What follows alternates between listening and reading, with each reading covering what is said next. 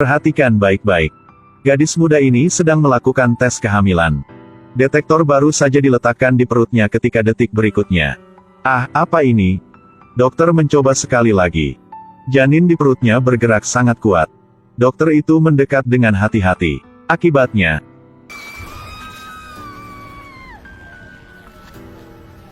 mengapa janin memiliki kekuatan gigitan yang begitu kuat? Ini mengejutkan dokter. Mereka berdua panik dan meninggalkan ruang operasi.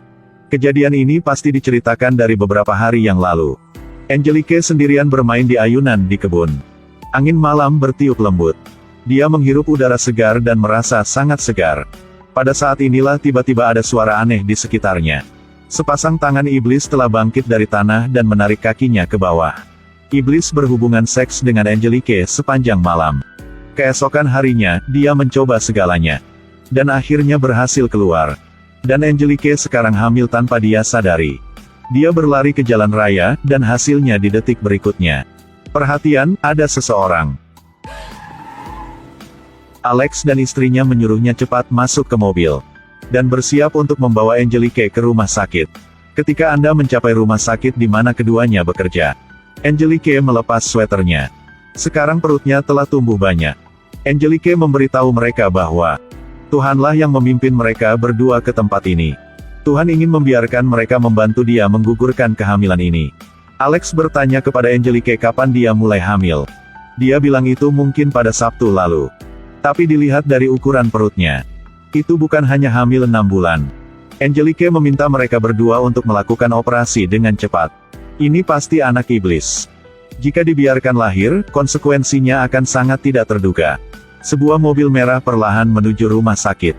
Penjaga keamanan di luar dengan cepat menutup pintu. Orang di dalam mobil itu bukan orang asing. Adalah ayah Angelique, Pak Dwayne. Dia adalah seorang pria yang dikenal ganas di wilayah tersebut. Pak Dwayne meminta dokter untuk segera melepaskan putrinya.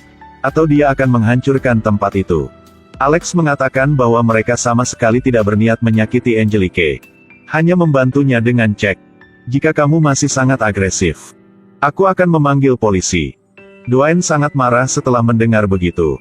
Dia memperingatkan Alex, jika kamu berani menyentuh putriku bahkan sehelai rambut, maka aku benar-benar akan membuatmu terluka sehingga kamu tidak bisa berjalan sendiri. Dwayne sekarang terpikat oleh kata-kata iblis. Menuntut agar dia benar-benar melindungi janinnya. Jadi Pak Dwayne memanggil ketiga putranya ke sini. Minta mereka untuk memutus saluran telepon rumah sakit ini terlebih dahulu. Kemudian siapkan serangan paksa ke rumah sakit. Tolong perhatikan dan lihat. Gadis muda ini sedang duduk di ayunan di kebun. Tapi dia tidak tahu bahwa bahaya perlahan mendekatinya. Tiba-tiba, ada suara aneh di sekitarnya. Sepasang tangan iblis telah bangkit dari tanah dan menarik kakinya ke bawah. Keesokan harinya, yang mengejutkannya Angelique sudah hamil. Dia buru-buru berlari menuju rumah sakit di depan. Setelah tiba di rumah sakit, dia menemukan pemandangan menakutkan ini. Angelique memutuskan untuk menggugurkan janin milik iblis itu. Dan di tempat lain, ayah Angelique adalah Pak Dwayne. Sudah menerima instruksi dari Tuhan. Memintanya untuk merawat bayi ini dengan baik.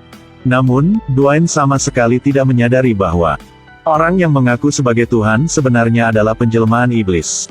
Dwayne memanggil ketiga putranya di sini. Membawa senjata untuk bersiap menyerang di rumah sakit. Selanjutnya, anak bungsu menyelinap ke belakang penjaga keamanan. Penjaga keamanan memintanya untuk berhenti. Pak Dwayne berdiri di luar mengarahkan pistol ke penjaga dan membunuhnya. Anak sulung dan anak kedua membawa senapan. Dan menghancurkan kunci di pintu. Direktur rumah sakit setelah mendengar suara tembakan, buru-buru meminta semua orang untuk bersembunyi di ruang aman. Kemudian dia membuka loker asuransinya. Dan mengeluarkan senjatanya yang sudah disiapkan. Mengenakan rompi anti peluru. Direktur ini juga orang yang berguna.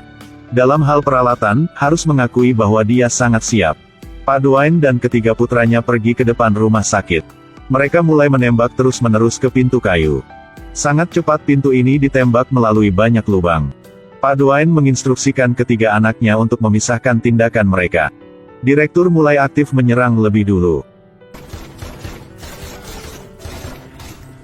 Dengan kemampuan menembakkan senjata yang sangat akurat dengan tubuh yang terampil, dia berhasil menembak jatuh satu putra Pak Dwayne. Pak Dwayne memandangi tubuh putranya dengan sedih, lalu amarahnya mencapai puncaknya. Dia memutuskan untuk memulai balas dendam lagi. Pak Dwayne membiarkan putranya membungkuk untuk mendukungnya. Kemudian mulai menembak dengan liar.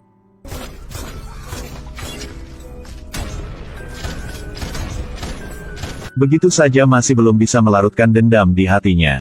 Mereka telah menempatkan direktur berbaring di atas meja. Sehingga dia juga bisa menguji rasa sakit melahirkan sekali. Dalam perkembangan lain, perut Angelique sudah besar. Alex mengatakan kepadanya bahwa tidak ada cara untuk melakukan operasi ini. Sekarang satu-satunya cara adalah melahirkan bayi ini. Bidan duduk untuk memeriksanya. Cairan panas tiba-tiba menyembur keluar. Dalam sekejap menyebabkan matanya sakit. Sudah. Aku bisa merasakannya siap keluar. Sudah nih. Pada saat ini, perut Angelique mulai bergetar hebat. Sebuah tentakel yang terlihat seperti kepiting raja telah dibawa keluar. Gadis muda ini sedang melahirkan. Dia mulai membuka mulutnya untuk mengambil napas dalam-dalam. Dokter yang berdiri di sampingnya juga sangat tercengang. Karena bayi yang dilahirkan Angelique bukanlah bayi normal. Tapi adalah monster yang terlihat seperti kepiting raja. Alex dan istrinya sangat ketakutan dan bergegas keluar dari ruang operasi. Bersamaan dengan kelahiran bayi monster ini, hal-hal aneh mulai terjadi. Lampu di ruang operasi mulai terang dan gelap. Pada titik ini lantai mulai retak. Dan kepulan asap membubung dari tanah. Pria ini mengumpulkan keberanian untuk mendekat untuk melihat apa itu semua. Tiba-tiba sepasang tangan muncul dari bawah dan meraih kakinya. Dan menariknya ke dalam lubang. Detik berikutnya, monster berkepala banteng yang tampak seperti setan merangkak keluar. Itu terus-menerus mengeluarkan raungan keras, dan juga menunjukkan giginya dengan gigi tajam. Pada saat ini, dua bidan yang melihat adegan ini sangat ketakutan.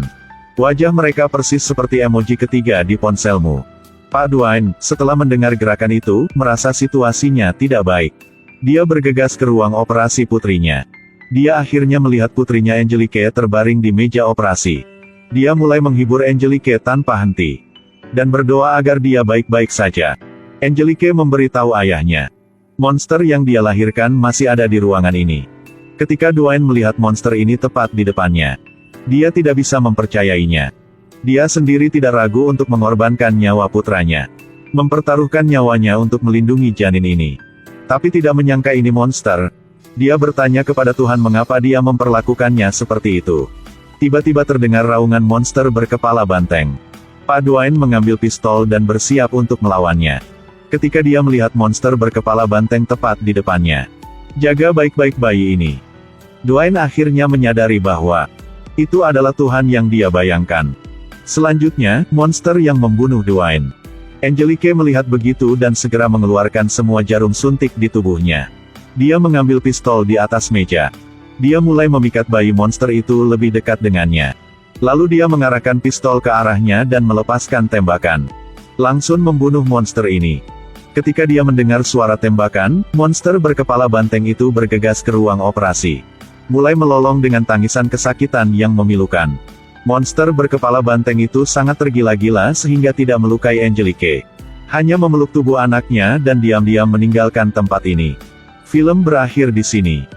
Cerita ini memberitahu kita bahwa cewek-cewek berwajah cantik sebaiknya hanya keluar di siang hari. Karena cepat atau lambat jika keluar pada malam akan terjadi sesuatu. Ketika dalam kesulitan, kamu harus segera mencari bantuan ya. Baiklah, aku Pipam. Sampai jumpa lagi.